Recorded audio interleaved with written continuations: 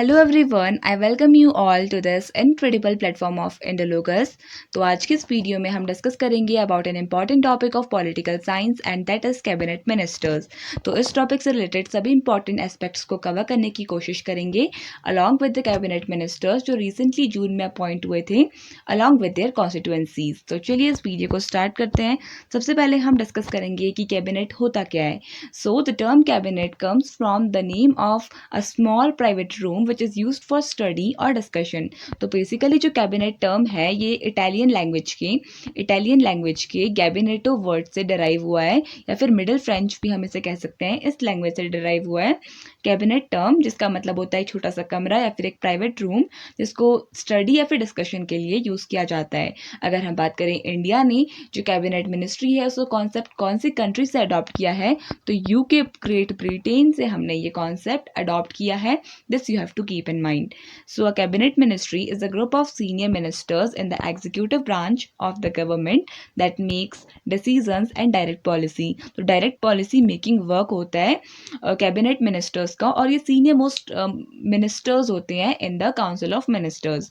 Responsibilities की बात करें so cabinet ministers are responsible for making decisions about national issues, directing policy and presenting bills from their departments। इसके अलावा अगर हम बात करें कैबिनेट मिनिस्टर्स की तो they also oversee the strategic and important ministries of the central government like the home affairs, finance, defence. ये सारे मिनिस्ट्रीज को हमारे कैबिनेट मिनिस्टर्स ही देखते हैं और इम्पॉर्टेंट डिसीजन मेकिंग में इनका काफ़ी इम्पॉर्टेंट रोल होता है। They also advise the Council of Ministers and maintain the confidence of the House of Parliament। तो House of Parliament कौन से हाउस को कहा जाता है? Of course, lower house of the parliament यानी कि लोकसभा को कहा जाता है as the house of the parliament, जिसको हाउस ऑफ द पीपल भी कहा जाता है। तो ये भी आपको ध्यान में रखना है। सो अगर हम बात करें structure of the cabinet ministry की, so the cabinet is made up of the prime minister जो हेड होते हैं कैबिनेट मिनिस्ट्री के, and cabinet ministers, and is the top decision making body of the government। The cabinet is constitutional body and its decisions are binding on all the ministers। तो basically अगर हम बात करें cabinet ministry की तो highest top most ministry होती है ये हमारी गवर्नमेंट में, जो basically decision making major topics पे डिसीजन मेकिंग का काम करती है। साइज की बात करें cabinet is usually made up of 15 to 20 to 30 ministers इसमें होते हैं, और इस बार कितने मिनिस्टर्स हैं हमारे कैबिनेट में? 30 मिनिस्टर्स हैं। This you have to keep in mind. और इन टोटल 71 मिनिस्टर्स ने ओथ ली थी जून 2024 में।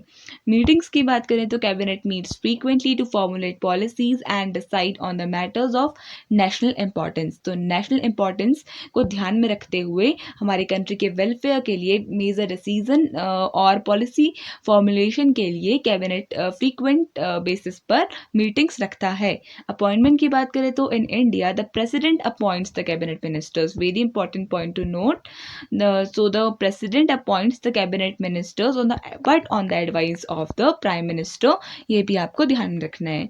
अदर देन दैट अगर हम बात करें काउंसिल ऑफ मिनिस्टर्स की तो देखिए differentiate between council of ministers and the cabinet ministers. तो बेसिकली मेजर डिफरेंस ये होता है कि काउंसिल ऑफ मिनिस्टर्स एक लार्जर बॉडी होती है जहाँ पर जो इंक्लूड करती है all the ministers of the government. Various जो कैबिनेट मिनिस्टर होता है, मिनिस्ट्री होती है जो कैबिनेट मिनिस्ट्री, यहाँ पे हायर या सीनियर मोस्ट मिनिस्टर्स रहते हैं जो मेजर डिसीजन मेकिंग का काम करते हैं। अगर हम बात करें कैबिनेट मिनिस्ट्री की तो कैबिनेट मिनिस्ट्री और काउंसिल ऑफ मिनिस्ट्री दोनों के head prime minister of the country ही होते हैं। ये भी आपको ध्यान में रखना है। The prime minister is the head of this council of ministers as well as the cabinet minister.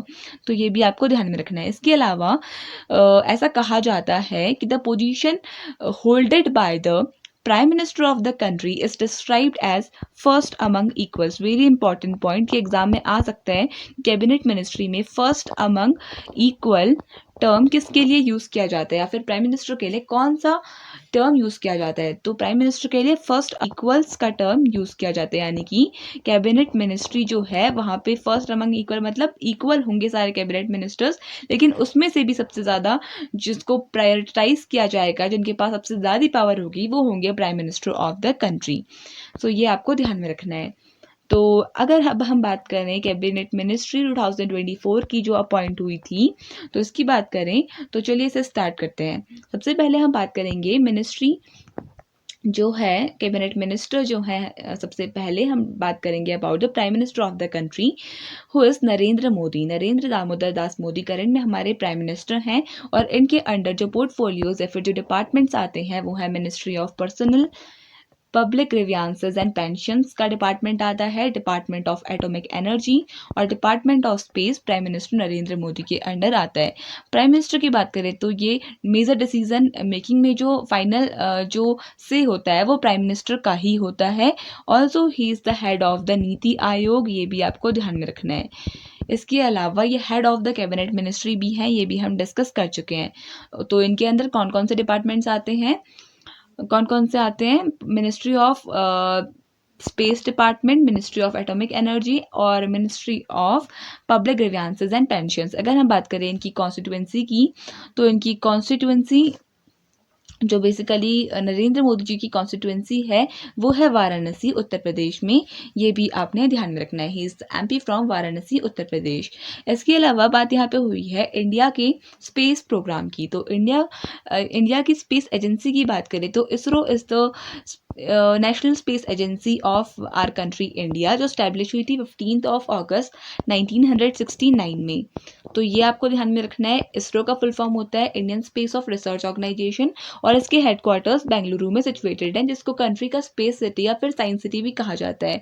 बात यहाँ पर हुई है एटॉमिक प्रोग्राम की इंडिया के, तो एटॉमिक एनर्जी की सॉरी। तो यहाँ पे अगर हम बात करें कि इंडिया ने अपना फर्स्ट एटॉमिक प्रोग्राम कब स्टार्ट किया था, तो 1944 में किया था बाय TIFR यानी Tata institute of fundamental research ने इस प्रोग्राम को स्टार्ट किया था, TIFR ने, ये भी आपको ध्यान में रखना है।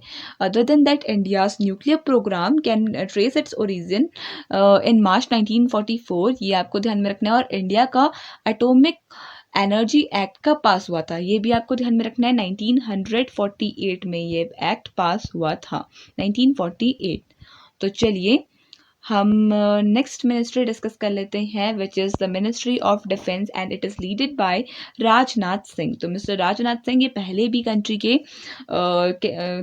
के डिफेंस मिनिस्टर थे और अभी करंट में भी हमारी कंट्री के डिफेंस मिनिस्टर हैं राजनाथ सिंह, ये आपको ध्यान में रखना है। इसके अलावा अगर हम बात करें इनकी कॉन्स्टिट्यूंसी की, तो राजनाथ सिंह इनकी कॉन्स्टिट्यूंसी लोकेटेड है लखनऊ उत्तर प्रदेश।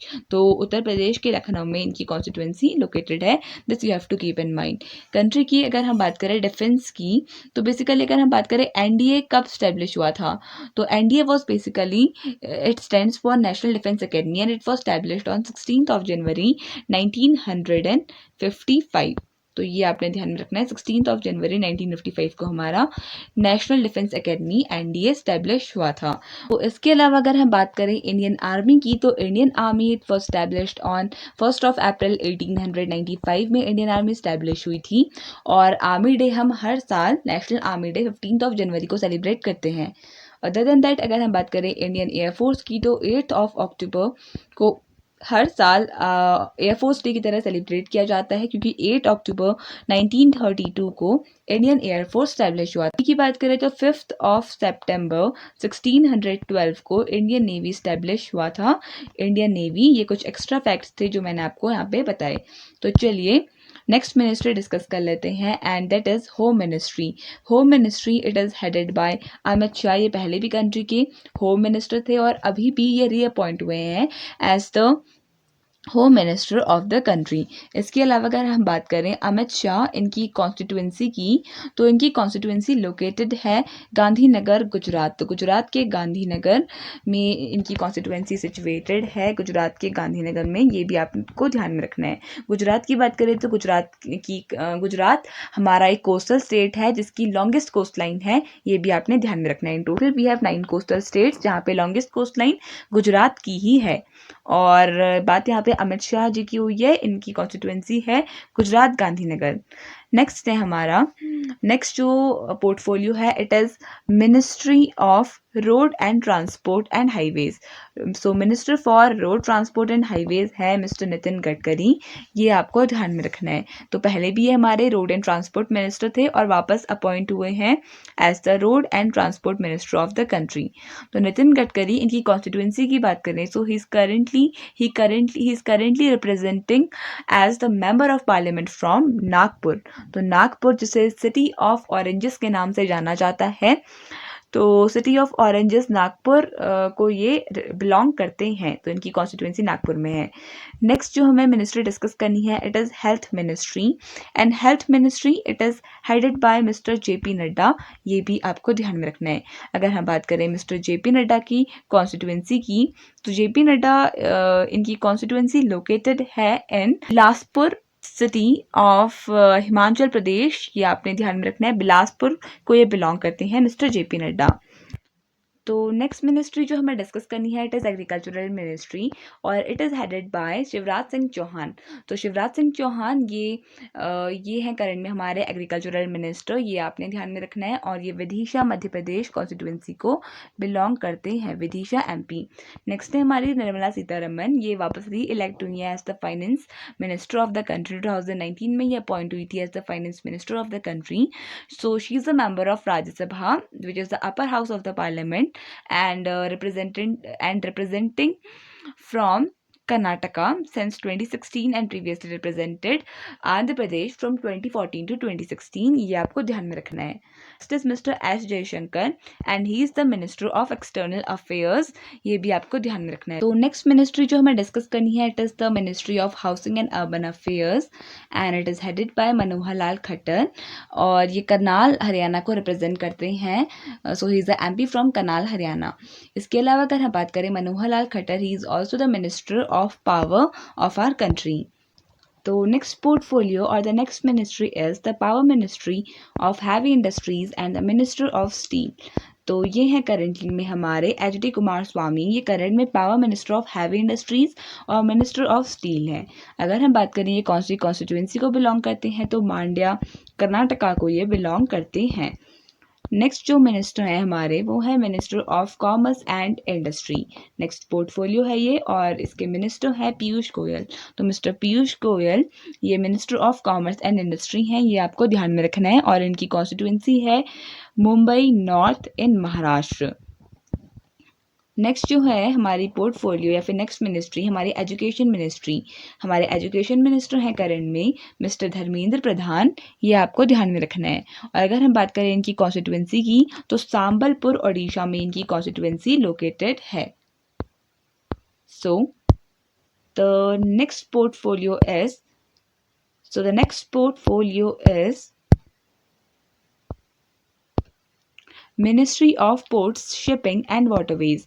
और ये है करंट में हमारे मिनिस्टर सर्बानंद सोनोवाल, करंट में हमारे ports, shipping and waterways minister हैं, ये आपको ध्यान में रखना है। अगर हम बात करें कौन सी इनकी कॉन्स्टिट्यूंसी है, तो डिब्रूगढ़ इन असम में इनकी कॉन्स्टिट्यूंसी सिचुएटेड है।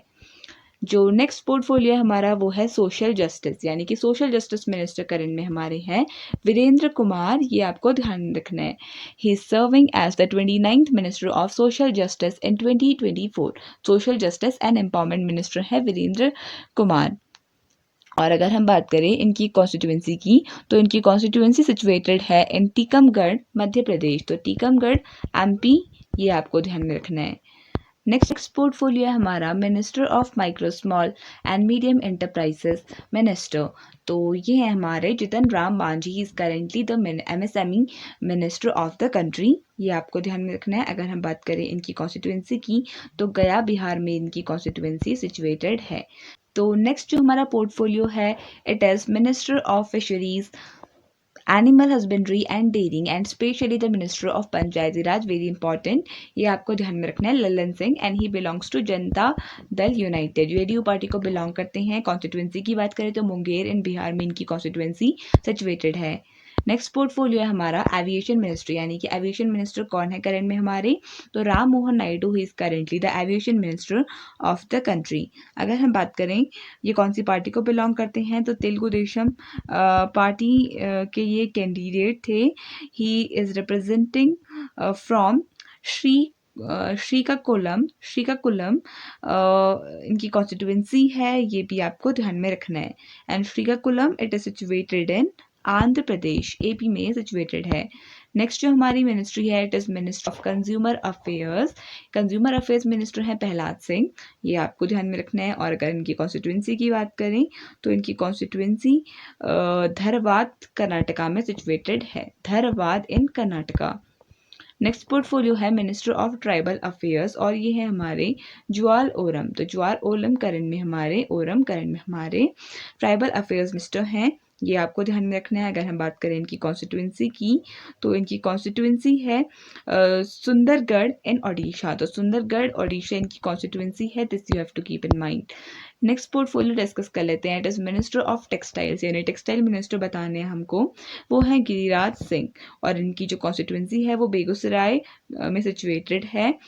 नेक्स्ट पोर्टफोलियो हमारा मिनिस्टर ऑफ रेलवेज या फिर minister of information and broadcasting, यानी कि रेलवे मिनिस्टर या फिर इंफॉर्मेशन एंड ब्रॉडकास्टिंग मिनिस्टर है हमारे अश्विनी वैष्णव, इनका नाम भी आपको ध्यान में रखना है। अगर हम बात करें अश्विनी वैष्णव की तो he is a member of Rajya Sabha और ओडिशा से इन्होंने इलेक्शन जीता था।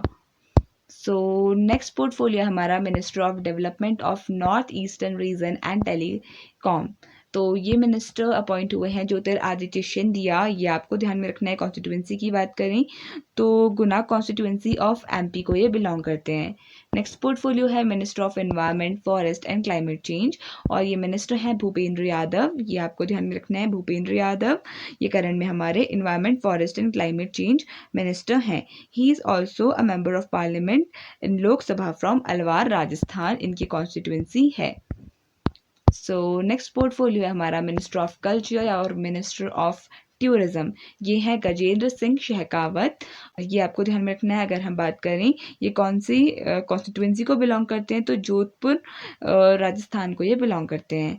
नेक्स्ट पोर्टफोलियो है हमारा minister of women and child development, Annapurna Devi हैं करंट में हमारी child and women development minister. इस बार जो हमारा कैबिनेट मिनिस्टर बना है उसमें 2 फीमेल मेंबर्स हैं, एक है मिसेस निर्मला सीतारमन जो फाइनेंस मिनिस्ट्री संभाल रही हैं और अन्नपूर्णा देवी जो ministry of women and child development को संभाल रही हैं कि तो ये है कोडरमा इन राजस्थान। तो कोडरमा राजस्थान से इन्होंने इलेक्शन जीता था।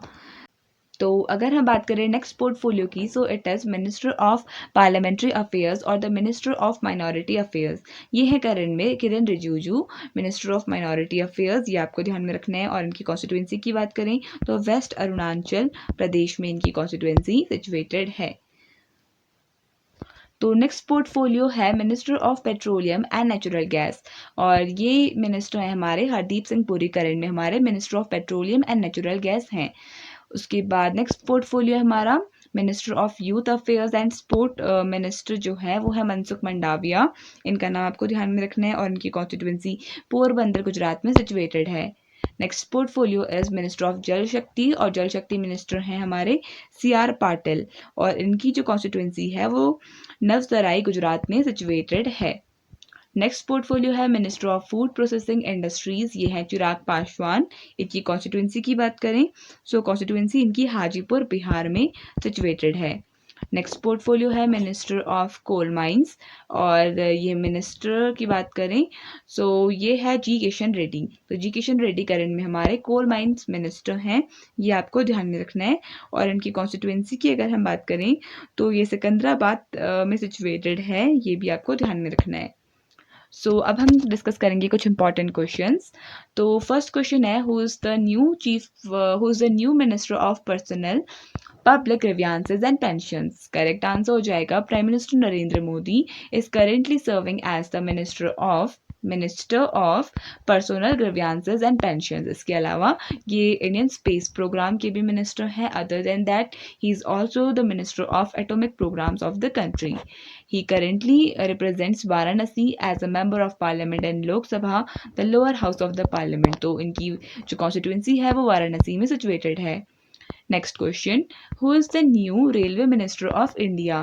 Correct answer will be option number B, यानी कि Ashwini Vaishnav has been appointed as the new railway minister of the country.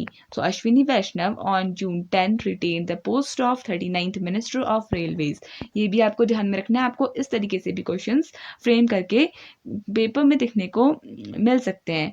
So as a part of the new council of ministers in the Prime Minister Narendra Modi led cabinet. Next question है हमारा, who is the new minister of Jal शक्ति. Correct answer हो जाएगा option B, यानी कि C R Patil has been appointed as the minister of Jal Shakti. Patil is incumbent member of the parliament of Navsari constituency in the south Gujarat. ये भी आपको ध्यान में रखना है, और ये करंट में मिनिस्टर ऑफ जल शक्ति हैं. नेक्स्ट क्वेश्चन है, who is the minister of textiles. Correct answer हो जाएगा ऑप्शन सी, यानी कि Giriraj Singh has been appointed as the new minister of textiles. He is a member of parliament from the Begusarai in Bihar Lok Sabha constituency in the 17th Lok Sabha election में ये appoint हुए हैं as the minister of textiles. So next question is, who is the new minister of fisheries, animal husbandry and dairying. Correct answer will be option number A, यानी कि ललन सिंह. तो Lalan Singh has been appointed as the new minister of fisheries, animal husbandry and dairying. Lalan Singh was the national party president of JDU, यानी Janata Dal United from 2021 to 2023. He was also the former JDU Bihar unit president. He won 2024 election from Munger constituency of Bihar for the second consecutive times. तो ललन सिंह जो Munger constituency को belong करती हैं, ये current में हमारे minister of fisheries, animal husbandry and dairying है. Next question, who is the new minister of environment, forest and climate change. Correct answer हो जाएगा ऑप्शन नंबर बी, यानी कि भूपेंद्र यादव. तो Bhupendra Yadav has been appointed as the new minister of environment, forest and climate change. ये आपको ध्यान में रखना है. इनकी कॉन्स्टिट्यूएंसी अलवार राजस्थान में सिचुएटेड है. Among them Bhupendra Yadav, a union minister who has elected from the Alwar constituency in Rajasthan. So next question, who has the independent charge of Ministry of Statistics and Program Implementation in 2024. Correct answer हो जाएगा option number B, यानी कि राव इंद्रजीत सिंह.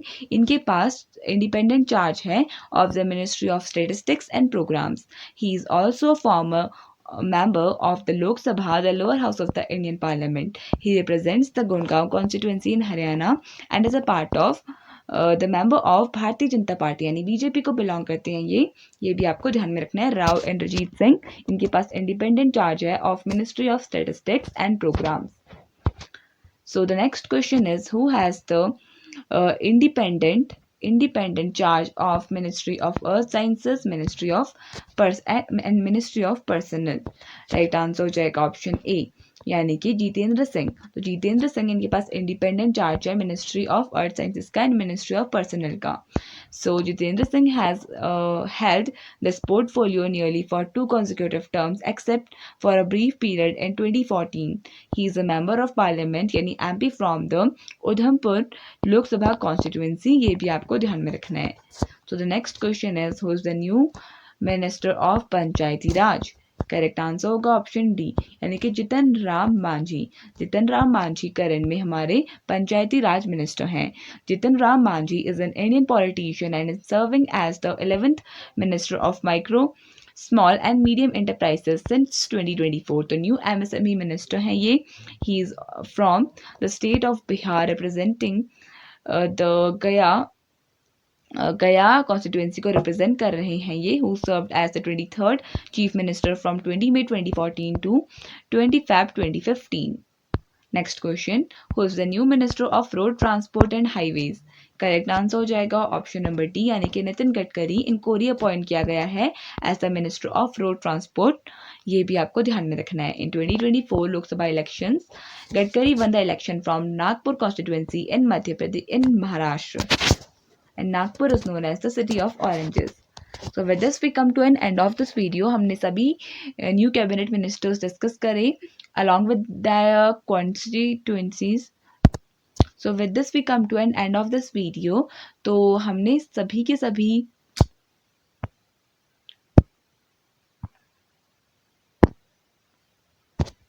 सो with this we come to an end of this video. तो हमने सभी cabinet ministers discuss करे along with their constituencies. Along with that हमने कुछ इंपॉर्टेंट क्वेश्चंस पे रिवीजन के लिए डिस्कस करे। आई होप आपको ये वीडियो पसंद आया होगा। So thank you so much for watching and I would like to wish you all the very best for your coming examinations.